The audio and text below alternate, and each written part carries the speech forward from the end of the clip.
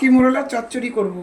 এখানে উচ্ছে কেটে নিয়েছি, কাঁচা লঙ্কা চিড়ে নিয়েছি, এখানে পেঁয়াজ নিয়েছি বড় বড় দুটো, আর আলু কেটে নিয়েছি। এই যে আলু আলু কেটে নুন জলে চুবিয়ে রেখেছি, এটা চচ্চড়ি করব। এখানে আমি রাঁধুনি ফোড়ন দিয়ে দিলাম, আর দিয়ে দিলাম কিছুটা কাঁচা লঙ্কা। আলু দিয়ে দেবো, লবণ দিয়ে দিলাম, উচ্ছে দিয়ে দিলাম, কাঁচা লঙ্কাগুলো সব দিয়ে দিলাম, পেঁয়াজগুলোকে দিয়ে দিলাম, এখানে হলুদ দিয়ে দিলাম, একটু রসুন বাটা,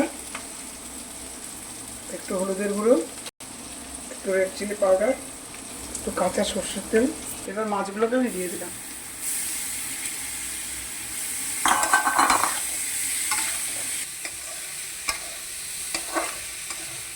এখানে আমি সামান্য একটু জল দেবো, এটা শুকনো শুকনো নামাবো।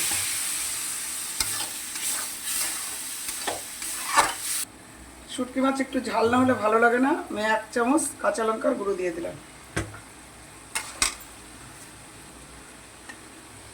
আর দিয়ে দিলাম রাঁধুনির গুঁড়ো। শুটকি মাছে কিন্তু রাঁধুনিটাই দিয়ে দিলাম, করে রান্না করলে 1 ভাত খাবেন।